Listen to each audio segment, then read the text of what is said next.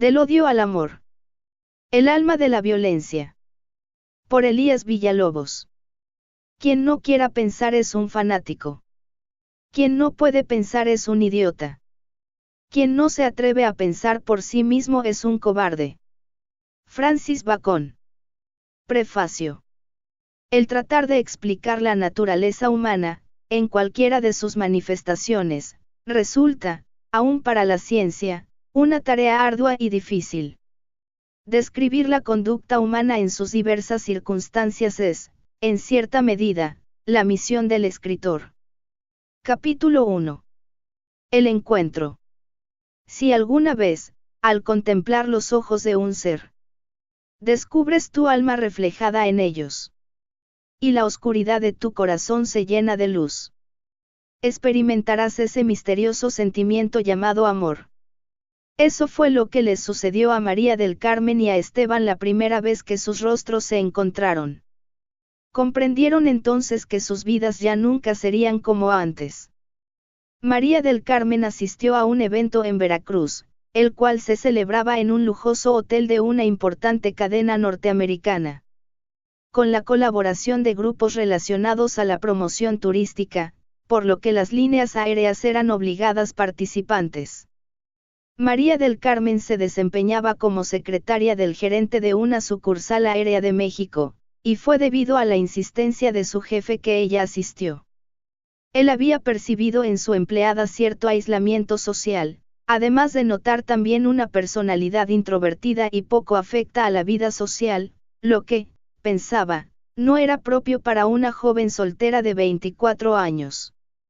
En aquella ocasión ella aceptó porque, en cierta forma, aquello era parte de su trabajo, además era una buena excusa para cambiar de aires e intentar salir del bache depresivo en el que se encontraba y el cual su jefe había intuido. Entre los asistentes se encontraban personas provenientes de los círculos más influyentes de la ciudad, prominentes empresarios, políticos y gente de las altas esferas de la sociedad y cultura locales. El evento fue cuidadosamente planeado por la cadena hotelera, y el Consejo Nacional de Turismo lo avalaba mediante la presencia del comisionado de la correspondiente dependencia, lo que le otorgaba un carácter de gran acontecimiento social en el puerto. María del Carmen, de autoestima endeble no obstante su agradable apariencia física, poseía un rostro de natural encanto. Sus cejas bien definidas enmarcaban unos ojos expresivos café claros, la nariz bien trazada, los labios sonrosados tenían un juvenil encanto. En su totalidad se trataba de una cara armónica, acompañada de una esbelta figura, por lo que no se entendía su bien disimulada inseguridad, su actitud reservada y una notoria timidez. Características todas que hacían referencia a su endeble autoestima, lo que producía un cierto encanto en los hombres. Otro de las personas que insistieron en que asistiera a dicho evento, fue su madre, que viendo como su hija única, se esforzaba en procurar todo lo necesario para la subsistencia de ambas, y lo responsable y dedicada en su trabajo, le insistió: María del Carmen, ved y diviértete, que no te va a ser eterna tu juventud, eres bonita y no va a faltar a quien le intereses. Tienes el vestido que no has estrenado, y hoy es una buena ocasión para lucirlo.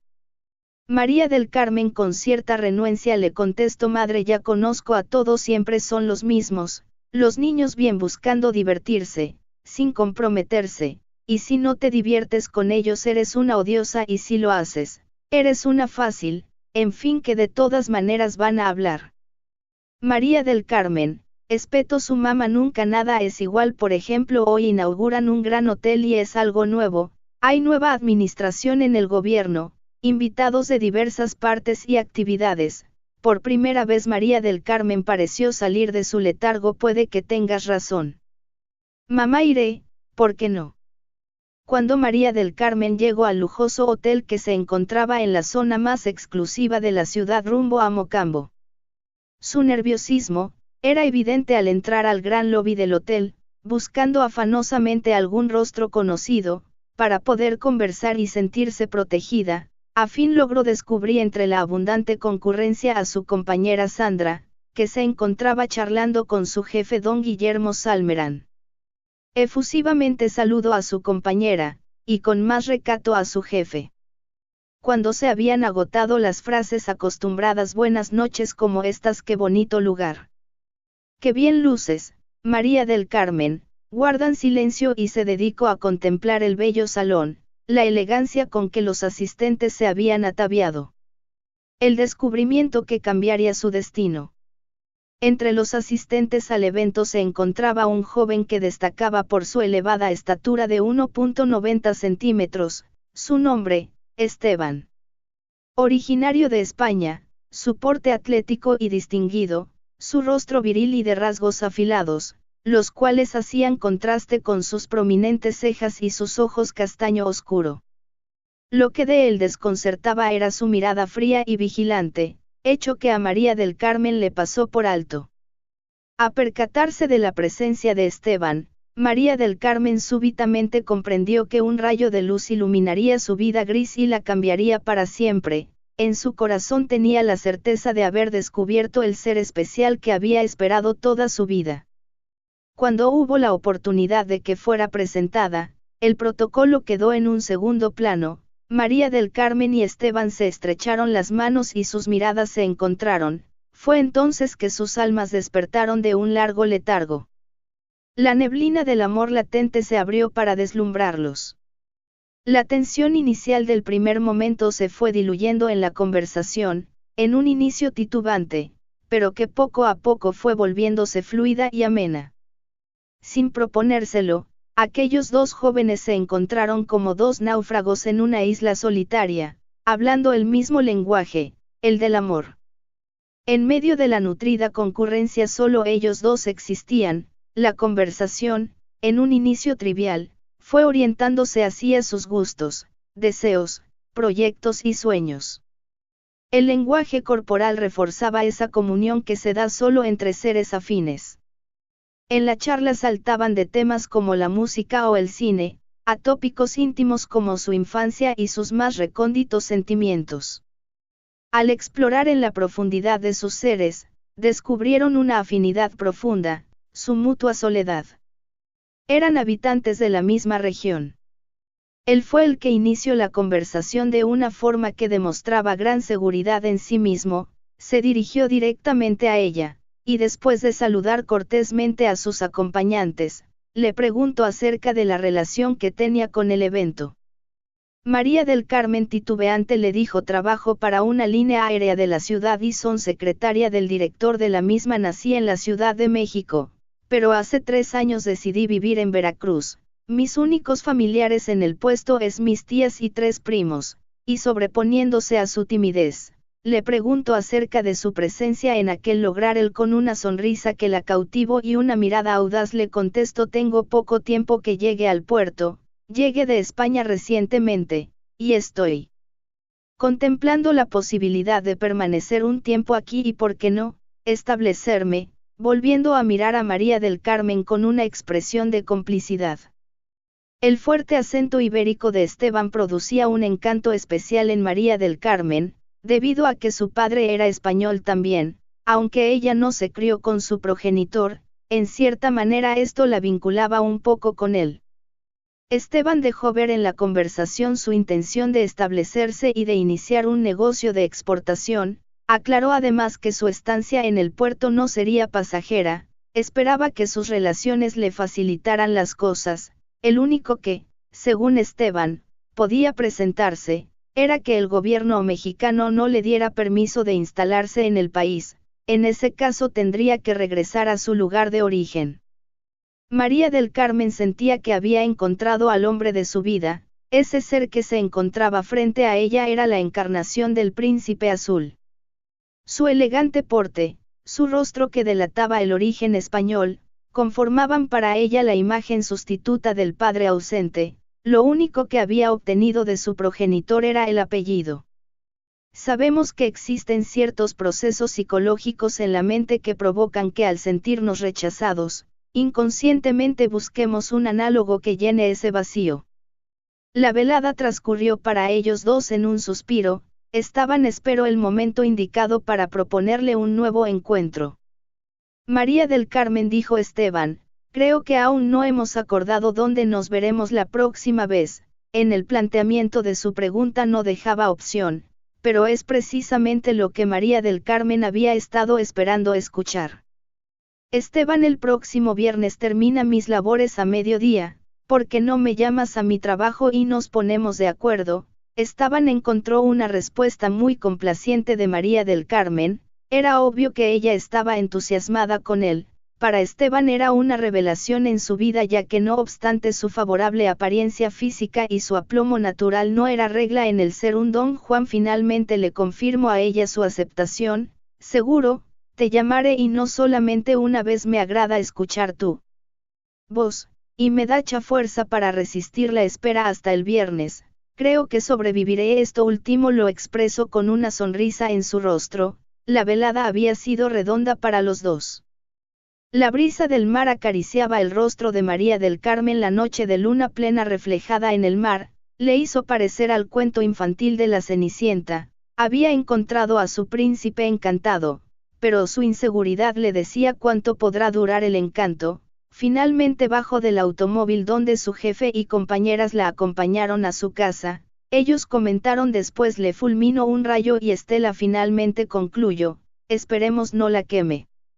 La inseparable amiga de la infancia de María del Carmen fue la Soledad.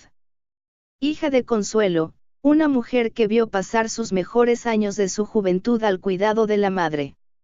Consuelo, mujer de porte elegante y de nobles sentimientos, habría sido la dicha de cualquier hombre, pero tuvo la desdicha de enamorarse del hombre equivocado, un tipo casado, entrado en canas y además con hijos.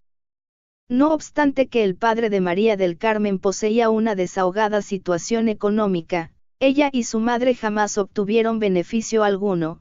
Consuelo se vio en la necesidad de trabajar para sacar adelante a su hija, por lo que tenía que dejarla mucho tiempo solo. María del Carmen, gracias a su dedicación y disciplina, logró concluir sus estudios en turismo de forma satisfactoria. Inició su vida laboral en una línea aérea nacional, y aunque su carácter retraído dificultó su desempeño al comienzo, con el paso del tiempo se fue granjeando la confianza y el afecto de jefes y compañeros, lo que le permitió retribuir de alguna manera el cuidado y el cariño que su progenitora le brindó incondicionalmente en su solitaria infancia. La atracción no está gobernada por la razón, se halla en la naturaleza privada y condicionamiento de cada ser. Unos dirán que son las feromonas, o los arquetipos culturales de estética, no se sabe. Lo único cierto es que la encontramos en el inconsciente, en la genética de cada ser. Bajo el gobierno de fuerzas desconocidas están la atracción y el deseo del amor. El deseo se renueva al contemplar al ser amado. Cuando la pasión se vuelve una adicción, por lo general es idolátrico. En cambio, el amor implica un proceso largo, como la paciente destilación de un buen vino, sereno y profundo. El tiempo otorga un sabor único y exquisito. El amor está emparentado con el espíritu, el deseo con el cuerpo, se filtra por los sentidos, entra por los ojos, se enquista en la piel, se percibe por todos los poros, y se enciende con el combustible de pasión.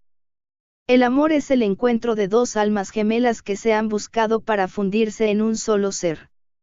La única interrogante del enamorado es saber cuándo volverá a ver al ser amado. El encuentro caminando por el malecón.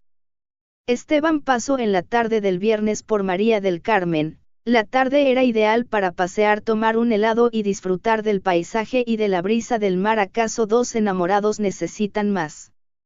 Fue mucho lo que se expresaron en un abrazo, en estrechar las manos, y la alegría en sus rostros. Las palabras eran intrascendentes, a veces acompañadas de una sonora carcajada. Hacía mucho tiempo que Esteban no se reía de esa manera. Su personalidad reservada y fría no se prestaba para eso, pero al lado de María de Carmen, le resultaba fácil hacerlo.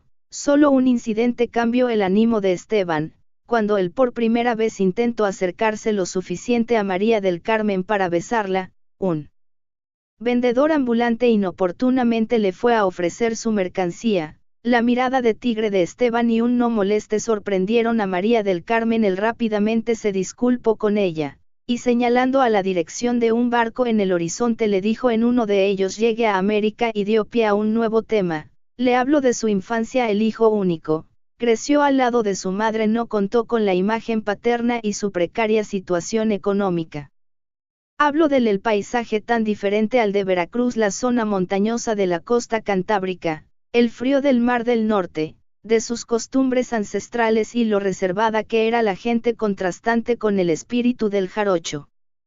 Por su parte María del Carmen le resultaba la infancia de Esteban como una analogía de la suya, como dos gotas de agua. Ella le habló de esa infancia en la soledad de sus miedos como era la de madre e hija enfrentándose al mundo solas de saber que tenía un padre pero que jamás sería de hecho un protector. Le confesó que su madre para evitar formalizar relación con un hombre deliberadamente buscó un hombre mayor con compromiso para Axial no abandonar a sus amados padres situación que después a ella le produjo un resentimiento a su progenitora. Los días transcurrieron y la comunicación se iba haciendo más íntima, tenían tantas cosas en común, eran dos almas solitarias navegando en la misma dirección. El tradicional café de la parroquia. El centro de la tradición del buen parroquiano, su café, un habano y una conversación. También el famoso café tenía sus historias y leyendas.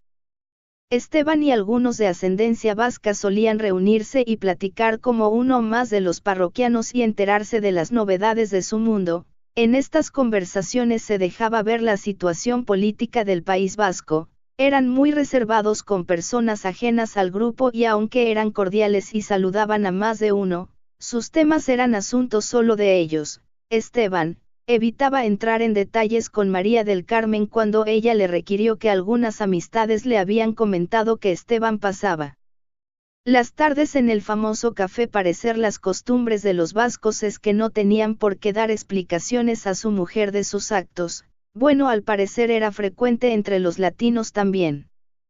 Por lo que se abstuvo de volver a hacer preguntas al respecto. Esteban tenía la costumbre de reunirse con amistades de la comunidad vaca del puerto veracruzano. Mientras saboreaba una aromática taza de café Esteban recibió una información que le resultó inquietante, ya que debía ponerse en contacto con gente del grupo a la brevedad. Eran malas noticias por lo que debí de ausentarse unos días del puerto y por supuesto de María del Carmen. Él la llamó cancelando la cita de fin de semana, que iniciaba el viernes por la tarde y concluía el domingo. Ella aunque mostrando desilusión, evitó preguntar el motivo. Esteban salió del café esa noche y tuvo la sensación que alguien lo seguía, a diferencia de otras veces, empezó a tomar precauciones, algo no marchaba bien pensó. Le resultó difícil conciliar el sueño, por primera vez estaba preocupado empezaba a sentir su condición de paria. Cuando empezaba a descubrir la alegría de un romance en su vida y de sentir una nueva motivación en su vida, la sombra de su pasado empezaba a merodear. A la semana siguiente Esteban llamó nuevamente a María del Carmen, esta vez su voz era más bien emotiva en contraste con su forma directa de hablar. Por primera vez él habló de sus sentimientos, de un amor verdadero nunca antes vivido por él. Le decía que su amor era definitivo pero que había asuntos ajenos a él que le impedían tener una relación formal y que hablar de alguna formalidad era muy difícil y que ella tenía el derecho de decidir no verlo más, él nada podría ofrecerle, y sería tal vez mejor pensar en otro hombre. María del Carmen le resultaban dolorosas estas palabras, y solo alcanzó a decir deja que nos volvamos a ver y veremos cómo los dos le encontramos solución. Si verdaderamente me amas no debe haber obstáculos entre nosotros. Guardó un breve silencio e interrogó, o al menos que haya otra persona. Esteban no por supuesto María del Carmen, titubeó está bien, pero es algo de lo que no me es posible hablar, solo quiero que sepas que te amo de verdad.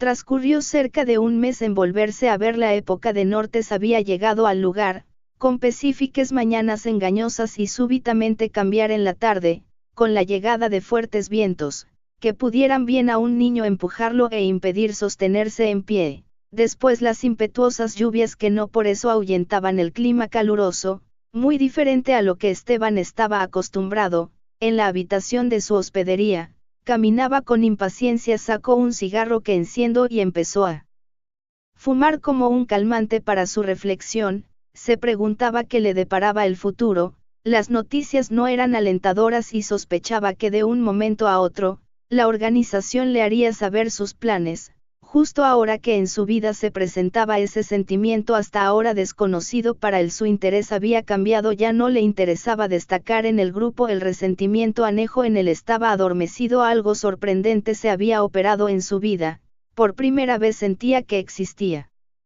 Apagó el cigarrillo, y le habló a María del Carmen: quiero escuchar tu voz, quiero saber cómo estás vos, pequeña princesa, te amo. María del Carmen, le resultó un delicioso bálsamo para la incertidumbre que tenía. Por vez primera le mostró sus sentimientos sin ambajes: Esteban, ahora solo pienso en estar contigo y esperar ansiosamente cuando te volveré a ver. No hay tiempo y fecha que no se cumpla para dos enamorados. Esteban estuvo esperando la salida de María del Carmen de la agencia, caminaba ansiosamente, fumó 2 cigarros, y de reojo observaba el reloj.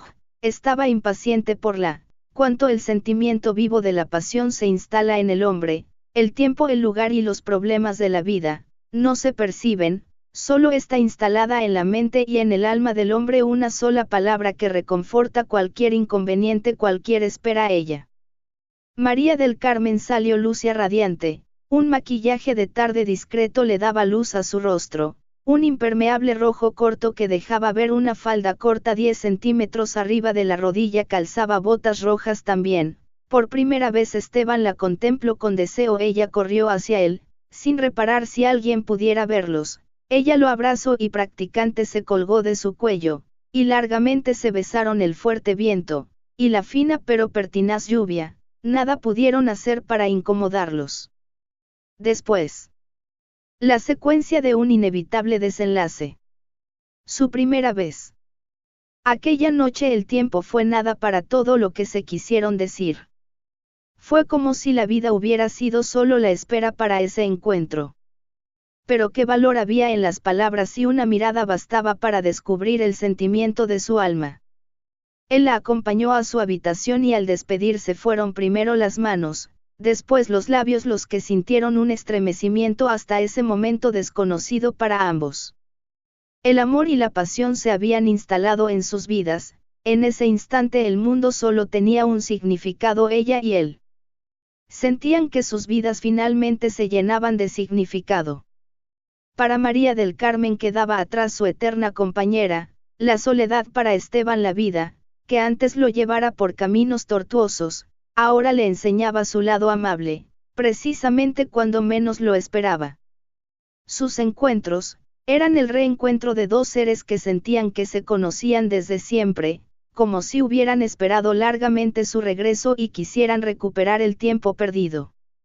La sensibilidad del enamorado es como la piel que se ha asoleado de más, se vuelve sumamente sensible a cualquier estímulo. Esteban y Carmen lo supieron aquella tarde, en la que el clima era ideal para el amor. Caminaron largamente, y fueron conociendo el mundo interior de cada cual. Sus manos se encontraron y sus corazones se volcaron en un beso, como si este fuera la culminación de un encuentro esperado largamente, quizás de toda una vida. Finalmente se encontraron solos en la habitación, el balcón daba al malecón, contemplando el mar, el silencio. ¿Para qué hablar si con una mirada el corazón de un enamorado le expresa todo? No se habló de planes, no se hicieron vanas promesas, simplemente sabían que el estar juntos pagaba cualquier sufrimiento en la vida, y que el mañana estaba tan lejano como el sol, solo había el presente. Los enamorados no piensan, sienten. La palabra novio deriva de que no ve, y eso es común denominador en los enamorados, ellos solo viven el presente. Pensar a futuro es demasiado lejano y riesgoso, el amor es como un bello sueño del que no se quiere despertar. Esteban, ese joven que en apariencia lo tenía todo, pero también un pasado y un lado oscuro, un resentimiento gestado en su infancia que solo en la intimidad de los brazos de María del Carmen lograba mitigar. Únicamente allí olvidaba el sufrimiento pasado de no haber tenido la presencia paterna, ni la emocional de una madre que se escondió en el trabajo dejando en el desamparo emocional a Esteban. Quien ha descrito el enamoramiento como la embriaguez del alma, es que lo ha vivido en carne propia. Para el enamorado la persona amada se vuelve el centro de su mundo, todo se transforma, los defectos no se perciben, las virtudes se exacerban. María del Carmen estaba enamorada y por eso encontró en Esteban un príncipe azul de cuento de hadas, veía en él una mezcla de ternura y de fuerza volcánica contenida. Ella era envidiada por tener un novio tan apuesto y además extranjero. La veneración por lo viene de otra parte que se remonta a los tiempos de la conquista con el síndrome de la Malinche. Cuando amas ya no esperas el paraíso, estás en él. La relación es intensa y se cree conocer al amado de toda la vida, los antecedentes pasados parecen ser una molesta referencia, como un trámite en una ventanilla de la burocracia. La atracción física fue lo primero que se hizo presente en ellos. Ambos coincidieron en un momento de vacío en sus vidas. Como dos actores de una película, cada uno de ellos siguió por primera vez en sus vidas los designios de su corazón, que es el guión del destino.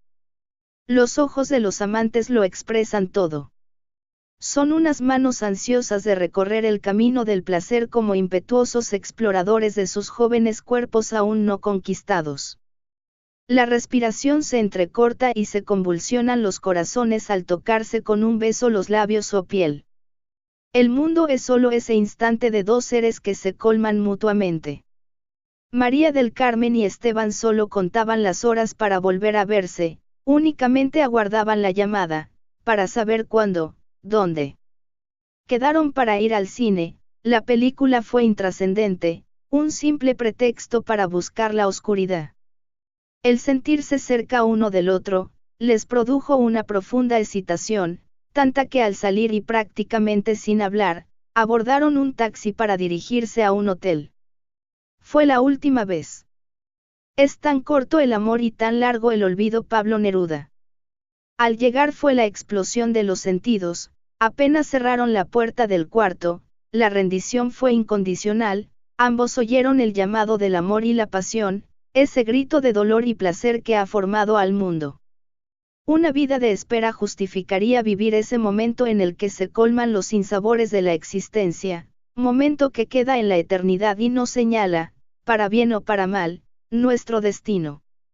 María del Carmen y Esteban, esa noche lo vivieron, para ella fue su primera vez, una situación desconocida. Para él, fue también la vez primera, quizá no de tener sexo, pero sí de hacer el amor. Entregados en cuerpo y alma a los mandamientos de la naturaleza, recorrieron palmo a palmo la geografía de su piel, sus corazones danzaban en un ritmo arcaico, a punto de erupción. Luego sus cuerpos llegaron al clímax, su respiración jadeante, ahora agonizante, descubriendo las fronteras del placer. El tiempo no tenía significado, dos seres en rito primitivo de sensualidad que trascienden al espíritu, en ofrenda al servicio de la vida. Esteban, de naturaleza fría y reservada, en la intimidad reveló a un niño dolido e indefenso, era como una criatura en busca del regazo de su madre. María del Carmen esa noche descubrió el placer de sentir y vivir en su máxima expresión ser mujer, con la arremetida virilidad de un hombre en plenitud. Los grandes acontecimientos son precedidos por hechos aparentemente intrascendentes. La naturaleza, con su sabiduría inherente, nos alecciona para entender que pequeños eventos, en apariencia intrascendentes, son preludio de grandes acontecimientos. Por desgracia no es fácil distinguirlos cuando suceden, ¿cómo hacerlo cuando se tiene el corazón ebrio de pasión? ¿Cuántas veces evitamos realizar la pregunta incómoda? Será tal vez porque intuimos la dolorosa respuesta, la que hará que nuestros sueños e ilusiones se desvanezcan en la amargura de una dolorosa verdad. Esteban era el novio de Carmen y ella no vio la realidad a pesar de que le resultaban extrañas las constantes ausencias de Esteban. De regreso en el Distrito Federal, Carmen empezó a preocuparse, su angustia nacía porque a ciencia cierta no sabía dónde vivía, a dónde iba. A veces transcurrían semanas sin que pudiera saber nada de él, solo las llamadas inesperadas de Esteban volvían a convertir en la mujer enamorada y feliz, que su madre y compañeros no habían conocido. Esteban, al regreso de sus desapariciones, evitaba entrar en detalles de sus actividades, solo trataba de tranquilizarla diciéndole que le había ido bien, que no se preocupara, y que siempre estaba pensando en ella. Solo ocasionalmente comentaba alguna anécdota o traía para Carmen un obsequio inesperado, lo cual no mitigaba en ella la sensación de angustia, que solo se calmaba cuando lo volvía a ver cuando terminaría esta incertidumbre. ¿Habría otra mujer en la vida de Esteban? ¿Qué podría estarle ocultando? Ella evitaba plantearle estas interrogantes por miedo a perderlo. Su futuro era incierto al lado de Esteban, puesto que él siempre evitó hablar de formalizar su relación, ella solo sabía con certeza una cosa y con eso le bastaba, él la amaba. Capítulo 2. La eterna dualidad, divina y animal. Por naturaleza el ser humano es un ser social, su gran instinto de supervivencia así lo requiere, es un ser diseñado para vivir en comunidad, lo que le ha permitido desarrollar portentosas civilizaciones, como la egipcia y la helénica en Occidente, la hindú y la china en Oriente. También lo ha llevado a concebir grandes proyectos, como la exploración de la Luna, o el desciframiento del genoma humano. Por otra parte, el hombre es un ser creador de herramientas, desde las más burdas, hasta las que preceden a los grandes diseños tecnológicos. El hombre ha recorrido un largo camino, de las pinturas rupestres, hasta el sofisticado diseño de los microprocesadores, lo cual se ha traducido en bienestar material. Ha transcurrido mucho tiempo desde que el hombre abandona el hábitat de los arbustos para adentrarse en la desprotegida pradera. Fue entonces cuando necesitó fabricarse sus creencias, mito y ritos, para ello se apoyó en los hechiceros, los curanderos, los alquimistas y los sacerdotes, necesitaba para salvaguardarse de los misterios de la naturaleza. En ese camino fue avanzando hasta que, por fin, creó el método científico para tratar de dar una explicación racional a los fenómenos de la naturaleza. Hoy resulta que todos estos prodigios le han hecho olvidar su origen animal, convirtiendo a la raza humana en el mayor depredador hasta ahora conocido, el que, como ningún otro ser, ha dañado a su hábitat. La historia de la evolución nos indica que el hombre es un ser instintivamente territorial, parece que fue concebido con los genes del dominio y del poder. Así entonces, el hombre ha vivido en una eterna pugna con su hermano, la eterna lucha de Caín y Abel. Veo en los otros el reflejo de las partes que no me agradan en mí. El lado oscuro de la naturaleza humana, el que Jung llamó la sombra, es la manifestación del instinto de poder, es la lucha por la imposición de nuestros propios intereses por sobre los de los demás, es el Caín que utiliza la violencia como único argumento capaz de sustentar ante su miseria de espíritu. Es la intransigente toma de posiciones radicales lo que constituye la esencia del fanatismo, conmigo o en contra de mí. El fanático toma como pretexto cualquier culto, cualquier raza, nacionalismo, ideología, religión o creencia, y hace de ello el único argumento válido, niega a los otros el derecho a sustentar un punto de vista diferente. Es este fanatismo lo que le ha dado oportunidad a hombres ambiciosos y sin escrúpulos, para justificar actos de barbarie en nombre de su causa. Hábiles manipuladores de la masa, que en beneficio de intereses personales un narcisismo desmedido, han emprendido actos de destrucción en contra de individuos o de grupos, aberrantes actos que denigran a la especie humana. Para ellos la violencia es el único camino para imponer su razón. ¿Qué somos, ángeles o demonios? La fe apasionada, fanática, se debe a la falta de equilibrio propio. A la falta del ser. Eric Fromm. Esteban era un hombre poseedor de una fortaleza que, más allá de su aspecto físico, surgía de lo profundo de su ser. Su temperamento explosivo era un volcán contenido próximo a erupcionar, poseedor de una firme determinación que fácilmente podía convertirse en obstinación, que a veces rayaba en la necedad.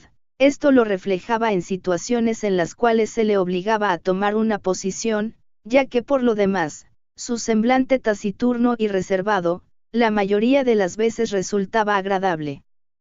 Para María del Carmen se trataba un ser encantador, pero ella no veía que Esteban, en su más temprana edad, había adquirido una dolorosa y difícil de curar enfermedad llamada resentimiento, enfermedad del alma, que solo el amor y la compasión pueden sanar.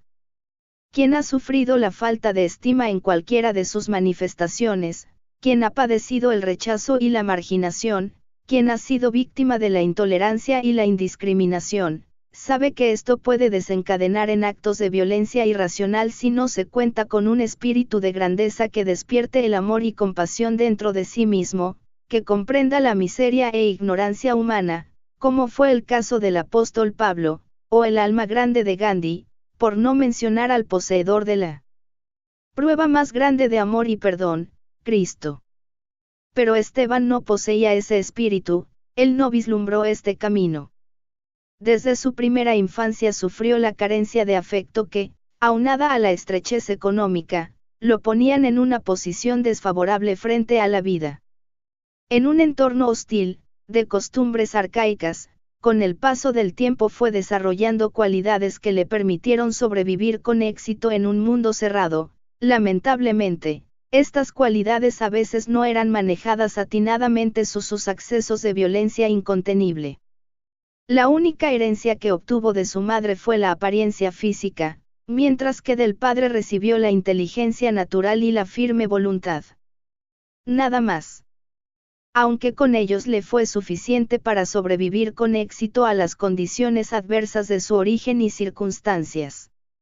Esteban fue revelando en la escuela su carácter violento, la temeridad de sus acciones así lo constataban, era muy usual que fuera desafiado a enfrentar a sus compañeros, los cuales, en la mayoría de los casos, lo retaban en condiciones de superioridad, ya fuera por edad, estatura o número de adversarios.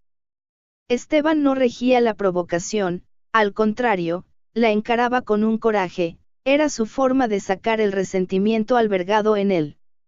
Los ojos que observan. En la localidad donde nació Esteban existía un grupo de personas que realizaban reuniones privadas. El grupo estaba formado por comerciantes, artesanos, religiosos, políticos retirados, autoridades de nivel medio, académicos y funcionarios escolares. Como puede notarse, el grupo contenía en sí mismo a todo el aparato social, era un motivo común lo que los reunía, el espíritu separatista vasco. Algunos eran radicales, partidarios de la lucha armada, y tenían nexos con el grupo subversivo terrorista ETA. Dadas sus condiciones de vida y características personales, Esteban fue seleccionado por ese grupo y puesto a prueba sin que él tuviera el menor indicio de ello, es decir, lo vigilaron sin darle la oportunidad de notarlo, aceptarlo o rechazarlo. Para la selección varios aspectos fueron tomados en cuenta, aunque hubo uno que llamó poderosamente la atención de los reclutadores. Su discreción. El grupo lo aprobó en este aspecto cuando las autoridades escolares lo presionaron para que delatara el nombre de ciertos jóvenes que habían robado exámenes finales. Esteban conocía las identidades de los tramposos, pero aún con el riesgo de ser expulsado del plantel, no los delató. Finalmente fue expulsado de la escuela por no incriminar quienes habían sido los responsables de la agresión de un profesor, aunque después confrontó duramente a los atacantes de tan artero hecho. En la amistad, como en el amor, existe un ingrediente fundamental, y que es que el afecto debe ser incondicional. Por los hechos antes mencionados Esteban se fue ganando el aprecio y reconocimiento genuino de sus compañeros y maestros, superando por primera vez en su vida el inconveniente de su origen. Pero había algo en él que no estaba superado, fruto de sus años de marginación y el abandono paterno, la aversión por todo lo que representara autoridad. Los jóvenes por naturaleza son idealistas y apasionados, su rebeldía nace de las ansias por reafirmar su identidad, por saber cuál es su papel en la vida. Por lo tanto, las ideologías particularmente extremistas son fáciles de incubar en jóvenes cuyas personalidades son caracterizadas por el resentimiento social y no han encontrado una forma productiva de expresar esta insatisfacción. Con tales condiciones, fácilmente se puede llegar a tomar una posición radical y violenta en la vida, y lo sabían muy bien quienes se dedicaban a reclutar miembros para el grupo terrorista ETA. Su principal fuente de militantes era, precisamente, la juventud. El adolescente Esteban era el prototipo de muchacho que ETA buscaba.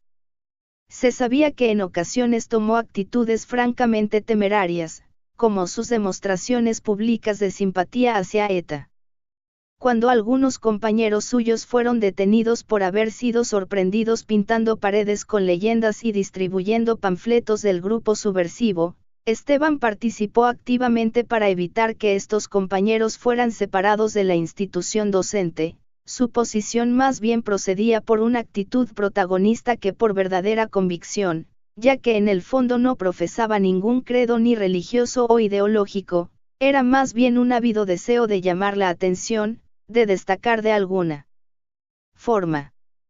El mecanismo de selección funcionaba de esta manera: dentro del colegio estaba infiltrado, entre alumnos, profesorado o personal administrativo, un simpatizante de ETA. Este era el encargado de realizar una primera selección que hacía llegar a la célula de su grupo. Era allí donde, después de discutirlo y de verificar el perfil del señalado, se decidía si era apropiado para ser incluido en la lista de candidatos, quienes después eran puestos a prueba. Los potenciales candidatos desconocían que habían sido elegidos. Las bases del grupo estaban conformadas por simpatizantes del grupo terrorista, pero que no participaban activamente dentro del brazo armado. Su conexión se realizaba a través de algún coordinador o general que tenía contacto directo con alguno de los comandos. El jefe de las bases reportaba a mandos medios, quien a su vez reportaban a otro de mayor jerarquía, y así hasta alcanzar la élite, el mando central. Se partía de los reclutadores, para pasar por los filtros y finalmente llegar a la cúpula. Esa era la estructura y había sido pensada para que resultara muy difícil seguir la línea jerárquica. Casi siempre los miembros del grupo desconocían el nombre de sus compañeros, si acaso, y en el mejor de los casos, podían saber algún sobrenombre que no revelara identidad alguna.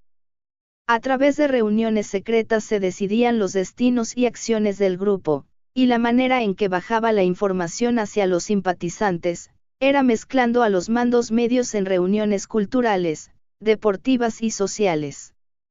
Después de ser seleccionados, los candidatos eran observados y probados bajo ciertas circunstancias. En caso de ser elegidos, primero se les adoctrinaba, y después se les obligaba a realizar un ritual de juramento, en el cual se le informaba de las represalias que correría en caso de traicionar a la organización.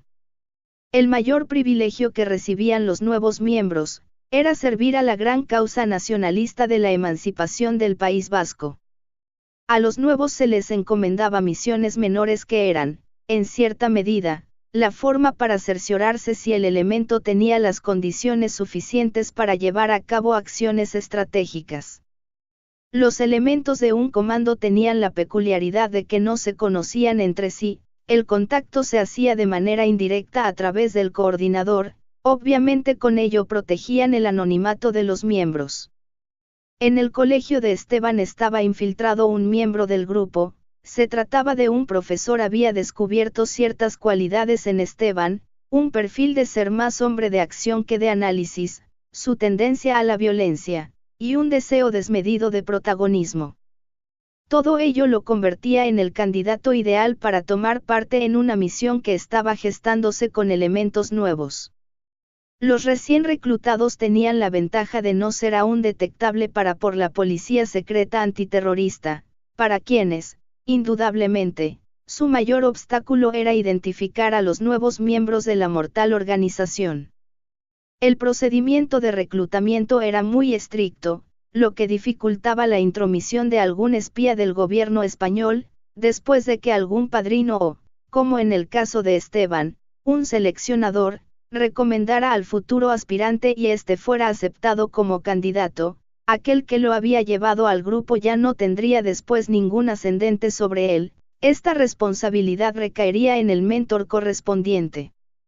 Más adelante una comisión anónima determinaría si el prospecto era aceptado para incorporarse en la organización. Los candidatos tenían que cumplir el requisito de no haber participado previamente en actos reivindicatorios, para que en caso de ser detectados y detenidos por las autoridades, no existieran elementos para condenarlos.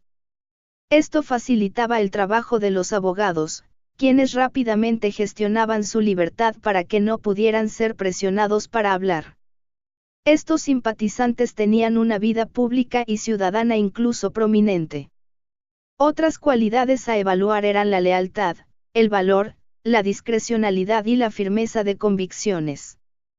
Recibir órdenes y no cuestionarlas era parte fundamental del adoctrinamiento, lo que hacía que la estructura del grupo era militar.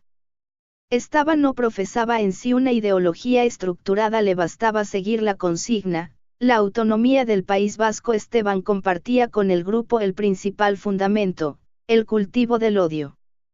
Sin percatarse del todo, Esteban fue adiestrado junto con algunos otros candidatos, en su mayoría jóvenes, todos de diferentes estratos sociales, quienes eran conducidos por el coordinador.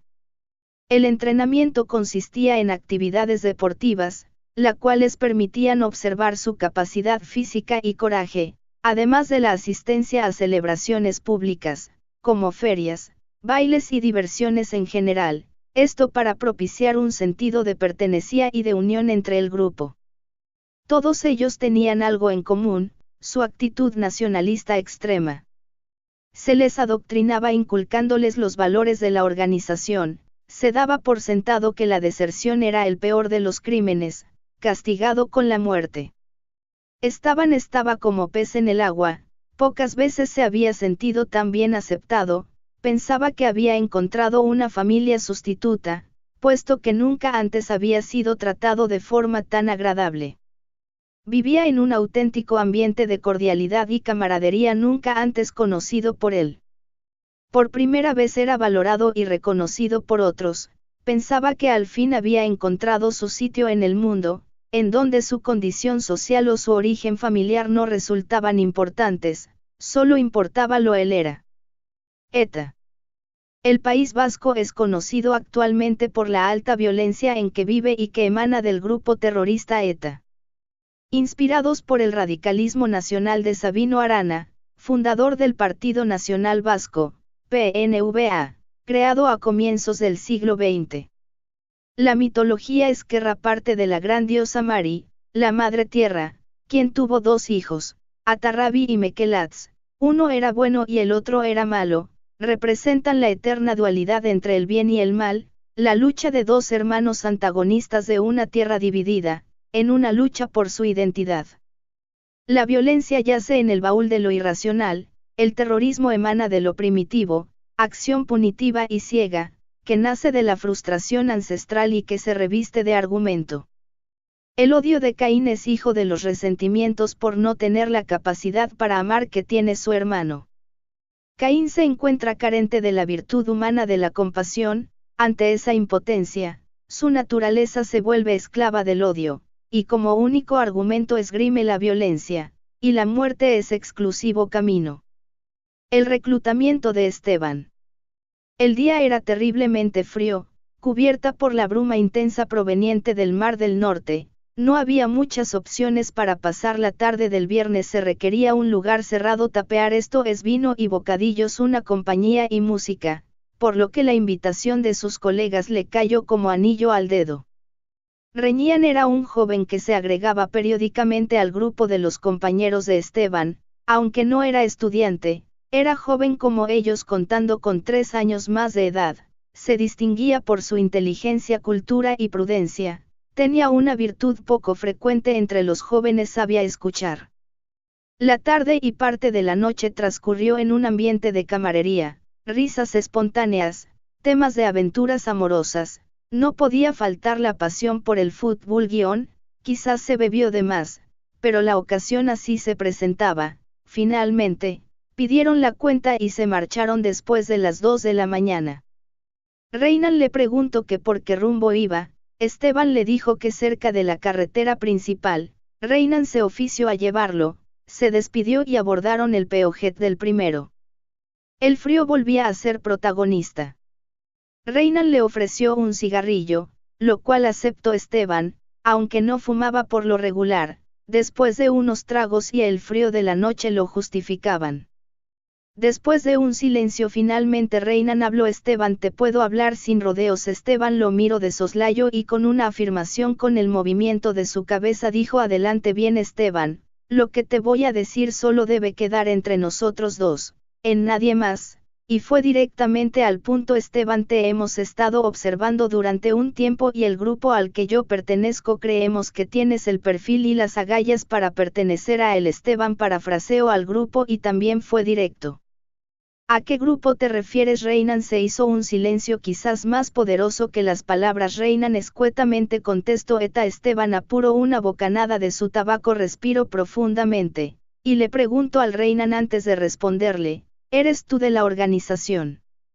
Un escueto sí, contestó Reinan, mi misión es reclutar gente. Esteban volvió a guardar silencio. Esto es delicado, ¿y por qué han pensado en mí? Bueno, el consejo de la organización tiene interés en ti, has demostrado inteligencia, valor, coraje, temperamento y discreción en tus actos como estudiante y como amigo de los simpatizantes del movimiento etarra. Esteban interrumpió. Bueno, una cosa es simpatizar con la causa vasca, aquí todos lo somos, y otra cuestión es ser miembro, el riesgo es mucho.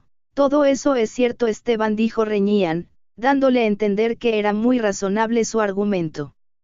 Antes de contestar, Esteban piensa que es un privilegio muy grande ser escogido miembro de la organización y que servirás a una gran causa, la emancipación del pueblo vasco. Esteban contestó con cierta duda: es algo que se debe de pensar bien, ¿no crees? Reñían de acuerdo, pero de esto ni una palabra a nadie. Seguro, contestó Esteban.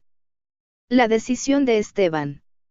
Esteban durante la siguiente semana pareció entrar en un limbo. Había un ángel que le aconsejaba: ¿y tú qué ganas? Es mucho el riesgo.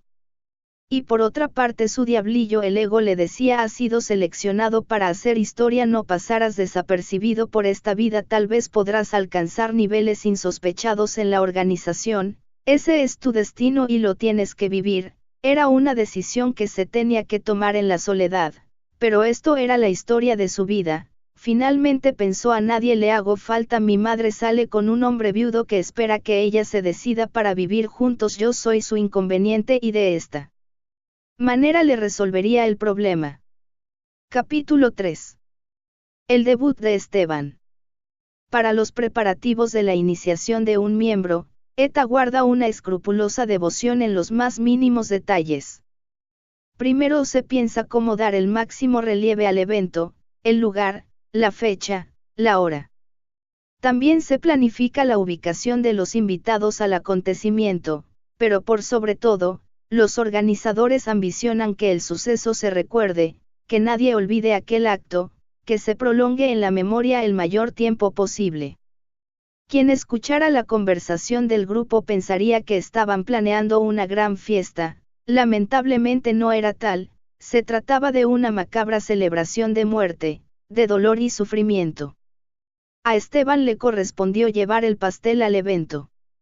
Estos términos se utilizaban en las conversaciones previas, por sarcasmo y por motivos de seguridad. Otra frase muy usada era ponerle la cereza al pastel, es decir, activar el detonado, y Esteban también sería el encargado de esto, aunque desconocía el lugar y la fecha del acto reivindicatorio, otro eufemismo frecuentemente utilizado en lugar del término real, tan contrastante en significado con la reivindicación. El grupo buscaba que, en caso de ser grabados, no se vieran comprometidos. La misión de Esteban era muy sencilla: llevar al supermercado El Hipercor, ubicado en la ciudad de Barcelona, una caja con supuesta mercancía de devolución, la cual contenía un sofisticado artefacto explosivo con un poderoso detonador a control remoto. Era la iniciación de Esteban, y había sido elegido por no tener antecedentes y ser prácticamente un desconocido de los sistemas de seguridad. Esteban entendió que entre menos preguntas hiciera, menor riesgo correría en caso de ser detenido e interrogado.